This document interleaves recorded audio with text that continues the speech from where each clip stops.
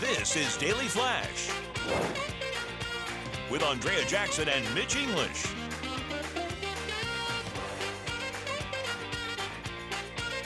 Broadcasting worldwide and streaming. Daily Flash. Today's talk, tomorrow's trends.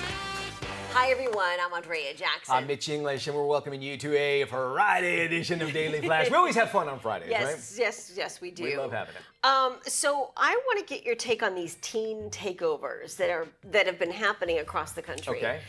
They are organized on social media. Shocker. And these teens, and James, I want to get you in on this too. These teens are taking over shopping malls, restaurants, beaches. There was a Chipotle that was overtaken by teens. Fights are breaking out.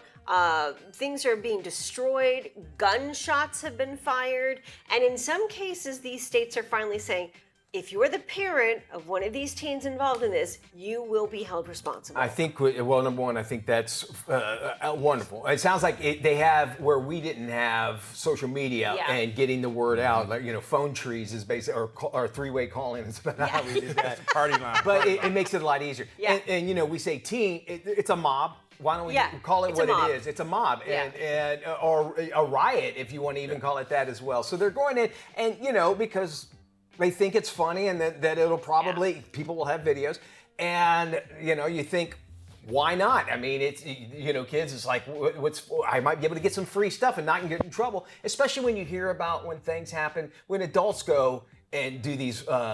Mob raids or whatever. Yeah. But they're saying a lot of this has been organized by adults, adults are taking part in it and using the teen mob as a cover to do adult violence, so to speak. If you get where I'm coming from. Okay. And to my knowledge, I don't understand why social media apps are not deleting these accounts, blocking them, and it just doesn't seem like they do anything to stop it. James. Lawsuits. Yeah, that's it. I mean, when you look at this, I was just thinking about the whole thing about this, the intention, right? Sometimes the kids have great intentions just to get together, just to have fun. But when you have adults who are using them as a cover, then all these other things that are happening, then it becomes an issue. We had a situation during spring break in Daytona Beach where an adult organized a get-together for teens on the beach, and it became something else. The kids walking around with guns, and it just became a hassle, and Sheriff Chitwood had to bring in the troops to kind of break everything up. So this is becoming a massive problem. I know some kids have great intentions. They just want to have fun. We're all teenagers at one point. But it becomes violent and dangerous very quickly. But isn't that what pep rallies are for? Just let them do that. At school? Yeah, I know that sounds so G-rated, but come on. Yeah, I mean, taking over a restaurant and destroying the furniture and threatening customers and damaging property and bringing guns to a And if it's not controlled now, it's only going to get worse. Yes. It's kind of what we're leading to. So adults should be responsible. One expert was saying these kids do not fear authority because the parents do not set boundaries. They're not the authority figure in the household. They let the kids dictate and run everything. And so when they're out and about and the police come in, they don't care. And oftentimes there are no consequences for teens under the age of 18 because they know, I'll just get slapped on the wrist and I'll be back out. And this will be off my record by the time I'm 18 as well. Well, is that a function of the court system giving them that slap on the wrist instead of saying, you need to, you run a real lesson, serve some time? Yes. We talked yesterday about the crash, the Netflix thing, the documentary about taking responsibility and that sort of thing. And if you let it go, if you're sitting there thinking, well, hey, my kid's different, she's a free spirit, well, that free spirit's going to cost you. Yes. There's a cost involved in being a free spirit if you're a parent and teaching them the values that you don't do this kind of crap. Yeah, in that crash documentary, you see the parents of the girl who was charged with murder and now is serving 2 15-year sentences consecutively. For murder. That's it. For murder. 30 years altogether. I think she gets a chance to get out on parole in 2037. Yes, I think so. But the parents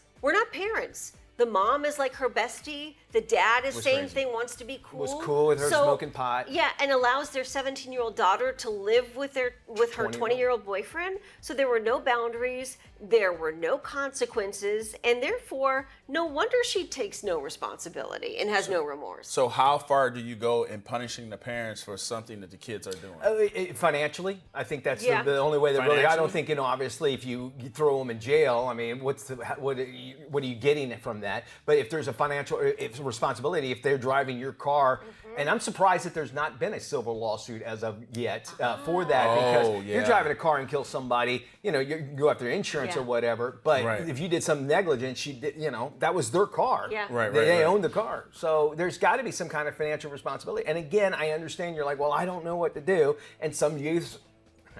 Now I do sound like You an do old sound like you're. youths. Some kids these days, they do know that, well, they can get away with it, and it's all about paying consequences and just taking responsibility, and that's what they're going to be like for the rest of their life, and they have to learn that lesson the hard way. I disagree. I think some time should be involved, depending on the severity Going of to the jail? crime.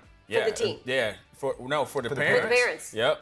Depending on the severity of the crime, because you know what your kid is doing. You know what your kid is capable of. You might be in denial, but you know. Right, and you see things like you were talking about the crash. The young lady is on social media doing a whole bunch of stuff, and you see it. Yeah. So if you see it and you know it and you're complicit and you're just, oh, she's a kid. Oh, no. Yeah. Then you should go to jail too, because that severity of that crime was death. Those kids died. So I think the parents should. I think it should go up. Quit giving people slaps on the wrist. Stop. Yeah, and you'll have to show that you've done everything you could, because there are wild kids that just do not care. But they were made wild kids for a reason. Sometimes, I get it, but you would have to show some way that you tried to contain this kid and teach him lessons. All right, we'd love to know your thoughts on this. Of course, you can drop us an email, but also we love other questions, don't we, James? Yes. The question of the day, which you can go to dailyflashshow.com and click on Sound Off. So our question of the day is, which song describes you best? Gosh. Mine is, which, by the way, if you go to our website, you can actually sing the song if you'd like. Oh, really? That's right. You can leave a message. Our microphone thing. Sound off. Sound off button. Mine is Roll with the Changes by REO Speedwagon. Okay. And about 2 years good. ago, we had to write our will again, Liza and I, and then we're married, we had to write our wills and stuff, and I was all serious, and then I go, that's not who I am. And so the last thing I put in my will is that song has to be played at the end of a memorial or a funeral or whatever. You got to play that song, because I think that song does encompasses my life. So I've thought about it since you asked that James, question. how about you? Man, I have a couple of songs. Okay. All right, so Wu-Tang, Cash Rules Everything Around Me. All right. Me so horny? Is that what Luke Skywalker? Uncle Luke. He's a nice guy, by the way. Yes, he is. And he's running for office. He is. Oh man, yeah. It's wow. Miami is. It's a big circle, isn't It's a it? different place down there. It is. And my second one would be Stevie Wonder's Superstition. Oh, that's a good one. Are you superstitious? I guess so. A little bit. If the song describes you. You think, like, is there a song that is your anthem, I guess, or something that kind of I am woman, hear me roar. No, definitely That's what not every guy that thinks one. of. Oh, I hate that song. That's one of those like 70s folk Yes. songs. Oh, wow. I love a lot of music, but folk I can't stand. You want to drive me out of a room in 2.5 seconds? Play a folk song from the 1970s. You have a lot of fans actually that will watch. Why don't you suggest what wow. Jackson's, because she's looking for her song. theme song. I'm Every Woman. She doesn't No. want No. So A little less conversation. The Elvis song. I don't know. wow. That's one. I like that with the there is a song in The Just like that. dance, the riff on it all. the remix. There is going to Italy next week. Oh, I'm so There was a excited for trend in the you. late 60s, early 70s where Italians, they didn't know English, but they would do these gibberish songs. Yeah. Right? And it's they honestly, that's what, and the name of the song is called Jubilo Hablo Julo. It doesn't make any sense. Oh my God. That would be mine now. Okay, Hey, do you guys if ever it wake works. up with a song in your head? Yes, and it drives me crazy. And not like you went to sleep hearing it. No, I don't. Okay, I will tell you guys this. I have been waking up with this stupid riff in my head. Okay. Now you're messing with a. Oh, that's My Hair of the Dog by. Why? You know it? Look Yeah. at this. The Why? music savant. Because let me tell you why. No, I'm not. I must be falling asleep to something, and that's a theme. I have no idea why that's in my head. I tell you why I know that. If I was a wrestler, that would be the song I would walk in. That's my song. Oh, really? It's my Hair of the, it's the same one. I want to say Deep Purple. I'm probably wrong, but it's called Hair of the Dog. Okay. And it's a good song. The song is called Hair of the Dog? Yeah, it's called Okay. Hair of the Dog. But that's about the only way. Now you're dealing with. I know what you're about to an say. SOB, yeah. The song that gets in my mind is that, hey, I just met you. This is crazy. Yes, I know. Here's it my is. number. Call me maybe. crazy. And I'm like, get yeah, that and I walk. love that song. You do? Yes. Let's switch then Okay. because I like the. All right, here's our brain flash Carly question Jepsen. of the day. Thank you. Which planet in our solar system has the shortest day? Welcome back to Daily Flash. Let's see if you got today's brain flash question right. Here is the question. Which planet in our solar system has the shortest day? I want to say Mercury. I should probably know this. I would have said Mercury too, but the answer is Jupiter. Interesting. Jupiter Okay. has the shortest day. Well, like I said, I hope that isn't a weekend. That'd be the only bad. What if you It's age? Monday. Maybe you age quicker on Jupiter. I bet you would. Yeah, you're right.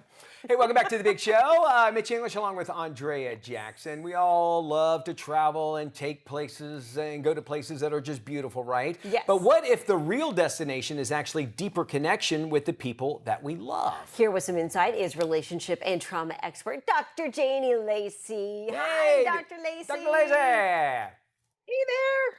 So- Great to see you. Absolutely. So let's talk about relationship habits and travel relationship habits. What do we learn when we travel with somebody? When we look at travel, to me, it's just right. It's a diagnostic tool about what's going on in your relationship. If you strip away the routine, the familiarity, the comfort of home, you see, Mitch, who your partner really is, how they think you're handle right. stress. You'll see how they communicate when things go sideways, because we know vacation doesn't always go the way that we planned. And you see, right, Andrea, who takes charge, who shuts down, who gets flexible, and who gets rigid. So every micro decision becomes a mirror. And when we think about when our couples come to therapy after they've gone on vacation, because the patterns brings people that they bring to a trip are the patterns that they bring to the relationship, what they bring to the relationship room with us. You don't become difficult on vacation. Vacation just makes it harder to hide it. That's true. You're 100% right, It yeah. is. I think a vacation is the true test of any relationship. Why do you think the vacation time matters so much? I mean, in general, yes, but for couples specifically. I think a lot of times couples think that vacation is a luxury, but I like to reframe that completely, right? Especially for women who are always grinding and hustling and trying to hold everything together, right? We know that oxytocin is released, that bonding hormone, when you have shared experiences with your partner. I mean, you literally are neurochemically drawn closer to each other through shared adventure. So we know that. True. So, but behind the science, right? Here's what I would want people to know from the therapy room. Vacation gives couples presence. Think about it. And presence is what most couples are starving for. We always hear it in therapy. We just want more time. You take away the distraction in daily life, travel forces you to be here together. And that's not a small thing. I think that's everything for couples. So would you say those challenges eventually they'll make the couple stronger? It sounds like, right? Oh, absolutely. I mean, When we kind of go ahead. you think about it, we look at it as like a stress resilience model in relationships. The ideal is that when couples navigate small stressors together, like let's think about it. We've all traveled, delayed flight, a wrong turn, Yep. hotel mix up, whatever it may be. Directions. Direction. And the lack of asking for stuff. Yeah. Exactly, right? They're actually practicing skills that they're going to Yeah, need you're for the right. bigger life challenges. They build what we call that relationship coping capacity. Couples who we know that tackle shared challenges together during vacation, they report deeper emotional intimacy and higher levels of trust and satisfaction. But I think the bigger question that we want to ask there is why? Because when someone shows up for you in a hard moment, even a small one, it signals, especially for women, safety. And safety is the foundation of real Yeah, intimacy. that is yeah. so That's true. that's a good point. Yeah, I didn't think of that. A microcosm to the test of any relationship is a good escape room. I'll tell you that for sure. What mistakes do traveling couples make, in your Oh, opinion? yeah. I'm getting ready Well, for I these. think they make a lot of mistakes, Andrea, but I think the top ones that come to mind, one is just not having the money conversation. If you haven't had a real conversation about spending expectations before you travel, I mean, you're setting Ooh, yourself good up, right? point. Yeah. You're just setting yourself up for conflict. That feels like Yes. it's about money, but is it really? I mean, really, to me, it's about respect and control, right? So that's hands down the first one is having Yeah. the money conversation. What's going to be your budget? Another one I would say is about planning, because there's usually one person who plans, and then I hate to say usually she, but she resents No, it, you're right? right. You know, and the travel planning again is just a microcosm of the relationship labor. So if one person is researching, booking, managing, and coordinating, and the other one just shows up, right? There's an imbalance that already exists in the relationship, and travel just makes it visible and louder for many All people. right. Well, because And there's always one person that was like, "Oh, let's don't plan anything," and then the other person is, "We need to plan everything," and exactly, there's the problem. Yeah. exactly. And if I had to, go ahead, Mitch. Well, everything you saying because we're going to Italy, and I'm like, man, I got some work to do apparently because. I know you're right, but what I wanted to say about this, how important it is to travel, is you said at the top, is that you get these memories, and just as you Yes. take pictures, and it reminds you, if you think about it, like if it was a good trip or bad trip, you don't want to put the bad trip pictures up there, but it reminds you. And we just did this week because I just had my anniversary a couple weeks ago, and a picture popped up, and we had to talk, and it was great to talk about and feel those feelings again. Yeah. So I wholeheartedly agree with you on everything you're saying. I just got to do a better job on planning. And I used to be the planner. I used to be the guy that would plan everything. Now you're like spur of the moment. Let's do whatever we want. Well, I kind of let her handle it. Okay. Do you see this a lot? We only have a few seconds here, but like, well, I want to make sure I want to make sure you have a good time. So like, I don't want to plan. I want to make sure you do what you want to do. Yeah. Does that happen a lot? You hear?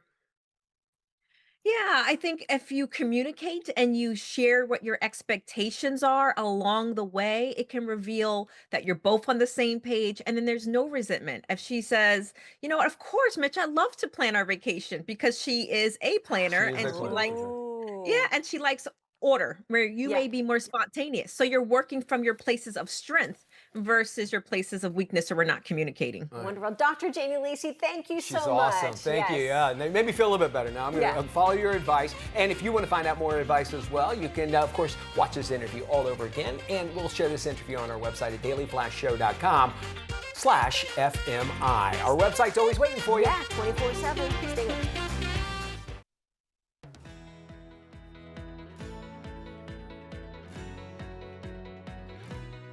Hey, welcome back to Daily Flash. I'm James Alexander, and here's your question of the day.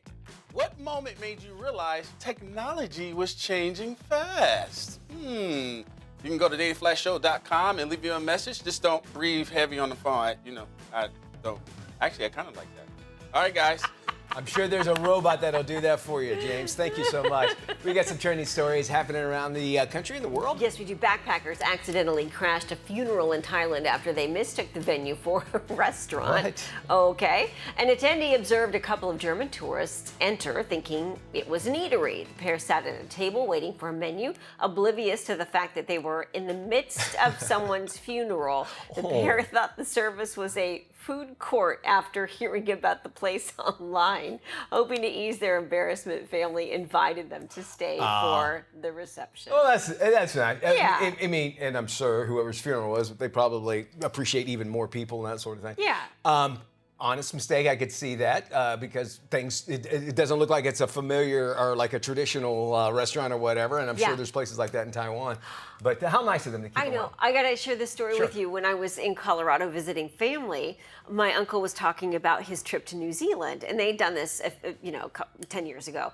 And they went with some friends, and it was a driving vacation. So they started at one end of New Zealand and drove to the other end of New Zealand. Okay. And he said in the process of it, somehow he lost control of the car rental because they were in one of these RV type things, and he crashed into this woman's hut, and she had kind of like a shanty cover set up. Makes and sense. he was and he was like, "Oh my gosh, I'm so sorry. Let me fix it." So he went through this whole thing. They sent him to the middle of town, and the person said, "Well, are you here to see our toilet?" And he's like, No, I think you misunderstand me. I ran into this woman saying I need to fix it. He goes, no, aren't you here to see our toilet? And he's like, I have no idea what you're talking about. Well, and then the woman goes on to say, make sure before you leave to go check out the toilet. And he's like, I don't understand why all these people are telling me to go look at this toilet. So he's like, fine, we'll go look at the toilet. Apparently some Dutch architect created this bizarre toilet in the middle of this small town in New Zealand next to the hut where he crashed into. That is awesome. Here's the thing. That's the beauty of traveling around the country. Yes, exactly. He's like, I would have never known there was this world-class architectural toilet in the middle of New Zealand had I not crashed into this woman's hut. Come to New Zealand for the views, stay for the toilet. I love that. That actually should be Daily Flash's thing. All right. We come back here to the States and we go up to Long Island, where one Long Island preschool is actually such a big hit with the kids. Parents actually want to sign up too. Yeah. It's known as the Pertuti Language and Cultural Center. A mom and former teacher started it as a way to celebrate her Italian heritage. She says that she spends at least 90% of her day speaking to the kids in Italian. And her background includes teaching Italian and Spanish to middle and high school students. The kids learn all kinds of things about the Italian culture, like growing a vegetable garden, kneading pizza dough, as well as playing bocce ball. She offers evening language and culture courses to the parents of the other grown-ups as well, so they can get along. I love this idea. If you have a gift, which obviously she's trilingual, it sounds like, share it with everybody, and because there are people that want to have those experiences. I'm going to Italy. It would be great if something like this was in town. I could find out more on what to expect, maybe talk the language. I watched more of the Winter Olympics this year than I have ever watched before. And the fact that it was in Italy, it was like a postcard from start to finish. And I can only imagine that tourism in Italy, not only is it great now, but it will skyrocket because it was so beautiful. We're going in June, which they say that's the time where, at the beginning of June, they say end of June, it's like packed. So we'll wait and see. I've always wanted to go, and now I go. And how about having just a little bit of it with a teacher? Right? Yeah, I know. And then the final closing ceremonies they did inside the Roman Colosseum. It was incredible. Okay, so it was the actual one because I thought I thought that one's older than the one in Rome. It's not in Rome because it's Corsica. Verona. Yeah, and they do special events inside of it. Yeah, but it's in Verona, and it was phenomenal. Really? I mean, what a backdrop. They've done several fashion shows and different events. It's a small group. It can't contain a lot of people, but it's really spectacular. And that one that they were in is older than the other one, I from my believe understanding. so. Yeah, somebody told me. yeah. Interesting. Well, a heroic skier captured the heart-pounding moment. He dug a man out from under a pile of fresh snow after an avalanche in Switzerland. 37-year-old Matteo Zio was racing down the Swiss slopes when he noticed a foot. Oh, wow. Look at this, y'all. Out from the snow. The trapped skier had been carving up the slopes, failed to see a group of small bushes, causing him to flip over into a fresh pile of snow. Zillow quickly removed the snow from his face and mouth to check to see if he was okay. Thankfully, the skier was not hurt, and they were able to dig him out from the heavy snowfall. For some reason, I remembered this from Boy Scouts. If you're ever stuck in an avalanche, you know what you're supposed to do? No. You're supposed to spit. The reason why is because when you are under all that snow, you don't know if you're upside down or not. So if you spit and if it goes up your face, that means you're upside down. I don't know why I know that and remember that. I will never forget that. It makes sense, right? It does. Because they say, I've never been stuck in snow, but I imagine you don't know how you are. Completely disoriented. Yeah. Sharing that wisdom to you, and we'll do more of it. Yes. It's the sound of Daily Flash is alive. This is Daily Flash with Andrea Jackson and Mitch English.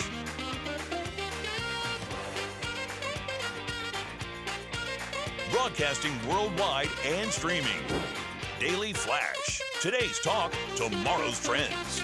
Hi, everybody. I'm Mitch English. I'm Andrea Jackson. This is Daily Flash. Today's trends, tomorrow's talk. Before we do anything, let's check in with James Alexander. Hey, James. Come to sweet baby James. Oh, no. So I can tell you where we are across the world on the American Forces Network and the 219 stations across the country in this great country of ours, the United States of America. Our local friends you can find when you go to our website, dailyflashshow.com, and click on Where to Watch, and they come from Champaign, Illinois. I had to say it like that. You know, I had to give this smooth, velvety voice to that one. Champagne, Illinois. Champagne.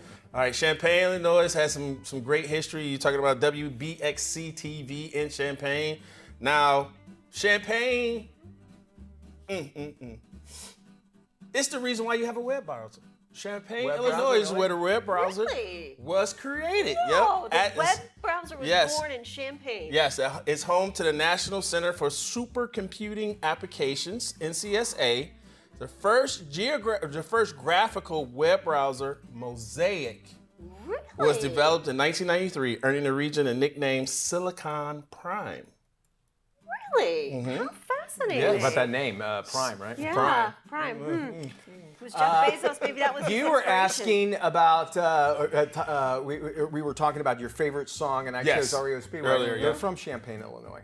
Oh, really? Okay. Speedwagon is, that's where they started. That's by Decatur as well, which is soybeans in that area. Is a lot of product that comes around from that region. Oh, wow.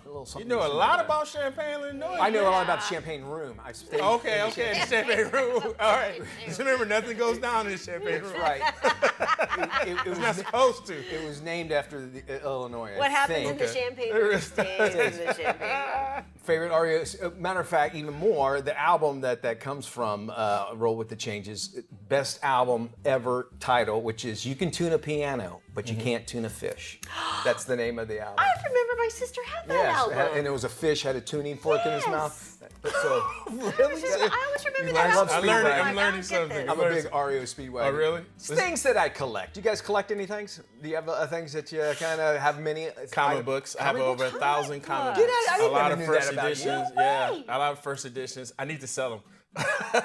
They have been at my parents' house for years. Really? So when they were in Detroit, they must moved be them worth a up. fortune, Yeah, James. well, I don't know. Some of them are not in mint condition. Wow. You know, they've been in a tub. You know, In a store. Taken away by. So they've just been like in the basement for a long time. But they brought them here to Florida, and I have to go through them. But I found a lot of them are worth like $100, $200. All right, Jackson, do you collect anything? Horses? Yeah, I was going to say that. Yeah. No, I can't. I don't think. You're smart. I can't think. I'm not a clutter person. I grew up with a mom who collected antiques and did all that kind of stuff. So I think when you grow up in that environment, the last thing you want to look at is an antique or anything that anybody's collecting. 100%. I can't stand it. I collect How about you? skulls. You guys know I love Yes. skulls. I Yes. have skulls everywhere. Well, there's a big actual trading cards. You know about this if you do comic books. And buying trading cards kind of looks less like a hobby these days, more like trying to get tickets to a Taylor Swift concert. Yeah. You think about it. Check this out. People are now camping out for hours, fighting over inventory and just clearing entire shelves in the second the new products hit these stores, which means kids actually want to play the game. Really, well, they don't really often stand a chance of getting some of these playing cards like the Nintendo, excuse me, not Nintendo, but the Pokemon cards and such. Retailers have actually tried to fight back, purchasing limits, scalpers, plenty of workarounds. Some use bots to buy the products online in seconds, and others just make multiple trips through the checkout line. So if that doesn't work, scalpers are reportedly recruiting friends, family members, just about anybody with a pulse to help them get the limits and scoop up even more cards. I think this is going to be the next thing. They've come down on Ticketmaster and Live Nation as far as tickets goes to seeing concerts. This could be the next thing too, because these bots do take over. But what it starts off with this, where people wait in line and then they see there's a demand. They're like, well, computers can help me out, AI can help me out, and soon you can purchase them online faster. And it could be a monolithic way that they're going to be able to take it. 16 million, the highest ever For a card worth. Was that Pokemon card. Jake Paul's? Yes. Yeah, okay. Yep. All righty. We have more Flash coming up, don't we, Jackson? Yes, we do. Stay with us. We will be right back.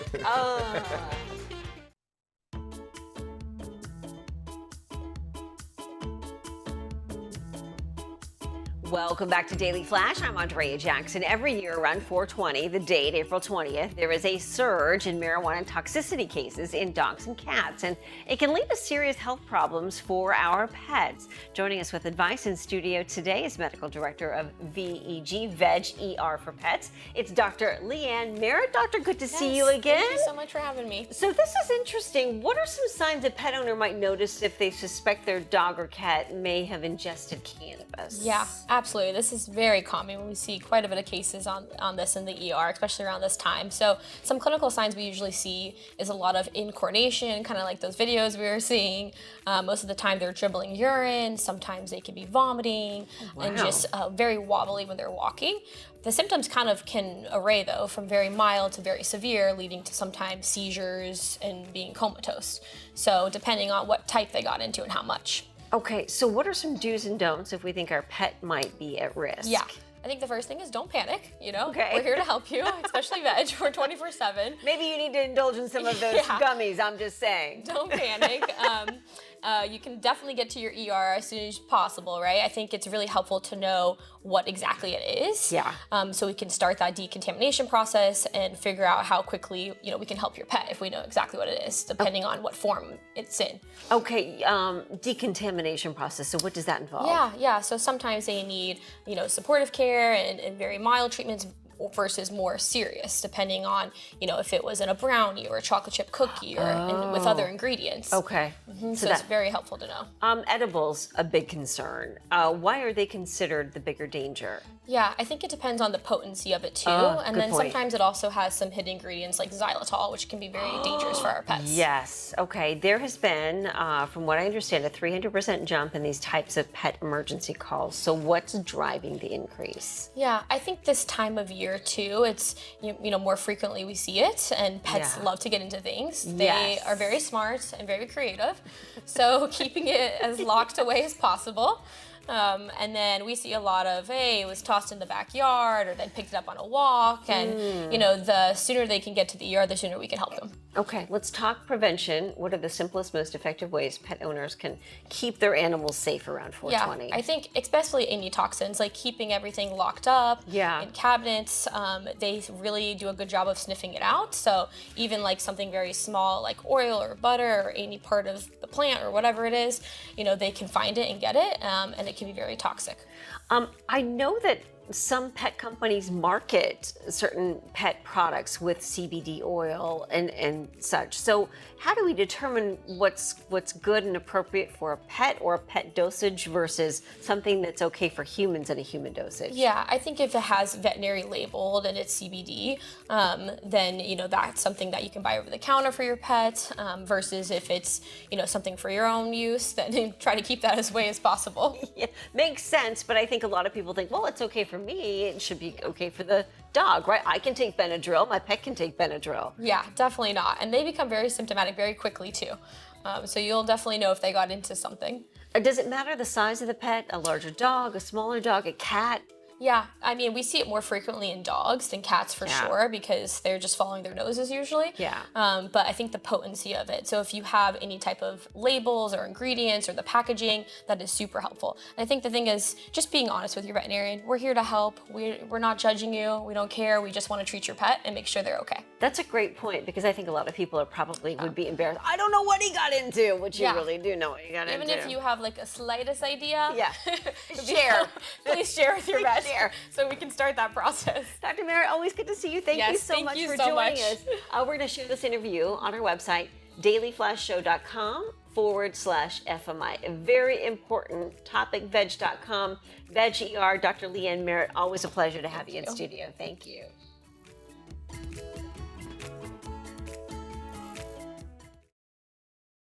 Hey, it's time to celebrate hardworking fathers and graduates. Digital lifestyle expert Mary Armstrong has the hottest tech gadgets that makes the perfect gift for every milestone. Hey there, Mario. Hey, thanks so much for having me. And as always, I'm working with a few awesome brands to bring you the ultimate dad and grad checklist. So let's start with something for dads and recent grads who live life on the go. Samsung's Galaxy S26 Ultra. This is it. It's built to keep up with you. It has intuitive features like Now Brief and Now Nudge that will bring up your reminders, appointments, and shared memories, while the built-in privacy display protects your personal information while on the go. That's pretty cool. The enhanced 200 megapixel camera with Horizon Lock keeps every moment captured sharp and steady, and the long-lasting battery and fast charging will keep you charged throughout the busy days. Here's a fun gift for kids and families, the Lego Star Wars Smart Play Millennium Falcon set. When paired with a smart brick sold separately in a Lego all-in-one set, it unlocks lights and sounds like hyperdrive effects, laser battles, lightsaber clashes for fun, open-ended, screen-free play. So anything you can imagine. Kids can recreate iconic scenes with Han Solo, Chewbacca, Luke Skywalker, and C-3PO. Plus, you can open up the iconic Falcon to explore the detailed interiors and play features. Okay, next, staying connected during graduation season and summer travel is important, but it can get expensive real fast. That's why Mint Mobile is such a smart option. Their 3, 6, and 12-month plans start at just $15 a month on T-Mobile's nationwide 5G network with no annual contract. If you compare that to major carriers, that's going to run you $70 or more easily. It's great for grads paying their own bill, and they offer easy home internet options too. And right now, new customers can get $15 off any 3-month plan. And what's best is you get to keep your current number too. Finally, how about some fun and useful tech? I got some deals on select Windows 11 PCs, plus Microsoft's college offer with more than $500 in added value for free. Students can choose from a wide selection of laptops, including the Lenovo IdeaPad Slim 3X, which is a Windows 11 Copilot Plus PC. It's designed for students balancing classes, side projects, streaming their favorite shows. It's got a bold design, beautiful display, all-day battery life, and with rapid charge that delivers 2 hours of power in just 15 minutes. And with the purchase of a new PC, the Microsoft College offer unlocks 1 year of Microsoft 365 Premium, 1 year of Xbox Game Pass Ultimate, and a free design your own Xbox wireless controller where you can customize the body, the back, the bumpers, and thumbsticks in your own colors so it matches your style, making it a perfect way to unwind from schoolwork. Microsoft's College offer is available now through June 30th. And if you need any other information, just head over to inthenews.tv. Breast augmentation remains one of the most commonly performed cosmetic procedures here in the U.S. Board-certified plastic surgeon Dr. Daniel Andry joins us now with more. Doctor, breast augmentation has been around for decades. Why is it still such a popular procedure? So breast augmentation remains one of the most popular procedures that we perform, with over 300,000 procedures performed every year. I think a driving factor in that is that patients want to pursue breast augmentation for so many different reasons. Some want to achieve a certain look, others want to restore volume after pregnancy, breastfeeding, weight changes, or other changes to their body, and some are looking for some asymmetry correction. What trends are you seeing, and what advice would you give someone considering this kind of procedure? So we're definitely seeing more transparency, where you're seeing a lot of celebrities and influencers openly discuss their breast augmentation journey. And I think that Natrelle has really tied into that with the Faces of Natrelle campaign. And that is a campaign where patients are sharing their personal stories. And that gives people, some type of sense that they're not alone in this journey. How important is it to have options when it comes to breast implants? And also, you mentioned Natrelle. What makes Natrelle implants unique, and how are new tools helping patients make decisions about surgery? So having options is so important, and Natrelle has over 300 implant options. That's so important for doctors so that we can look at the 5 different types of profiles that they offer, 3 types of gummy cohesivities, and that's the gummy gel silicone, and that really allows us to tailor that journey to the patient. The other thing that Natrelle is doing is they have partnered with Chrysalix, and that allows patients to try on those implants virtually and really get a sense of how those implants are going to look and feel in their bodies. It's incredible technology, and it is changing the game for sure. Doctor, thank you so much for joining us. We're going to post this interview on our website at dailyflashshow.com/FMI. And as Lent begins, seafood becomes a go-to for many households. We got a few simple ideas to make dinner easier, more flexible, and full of flavor. Hi, I'm Jennifer Hill Booker, chef and Maury's maestro. For many households, Lent is rooted in tradition, but it's also a time when people refresh mealtime routines. As seafood takes center stage, flexibility and flavor are becoming just as important as tradition itself. The Lenten season naturally gets people thinking about seafood, but sometimes they're intimidated by preparing it. What I love about Maury's is it's ready when you are. When seafood is already seasoned and sauced, we can focus more on exploring new flavors, new sides, and new moments.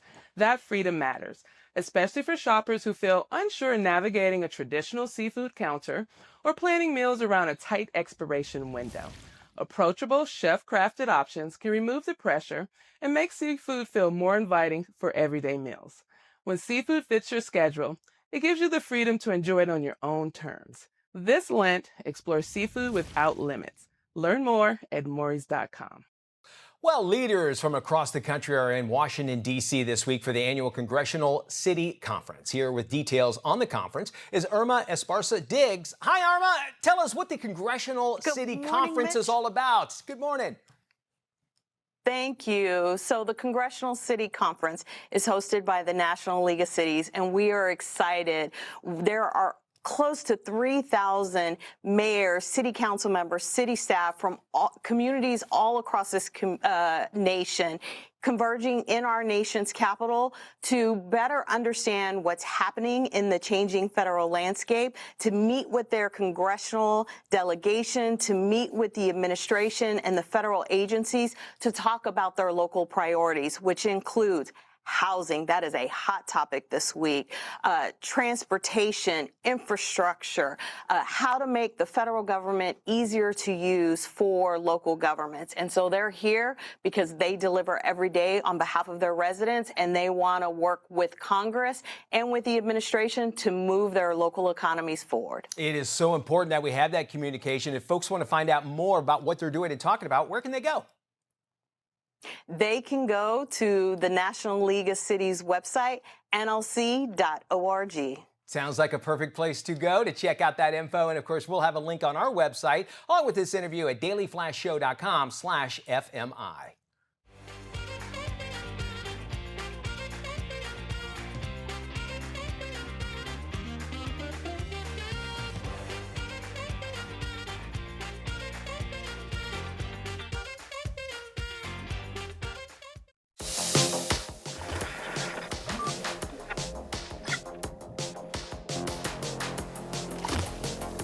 It's time for a stream for the weekend. This is where we let you know what you need to binge watch this weekend. Jackson, what do you got? I think we're going down a planes, trains, and automobiles pathway here. My pick for the weekend is Hijack Season 2 on Apple TV, starring Idris Elba.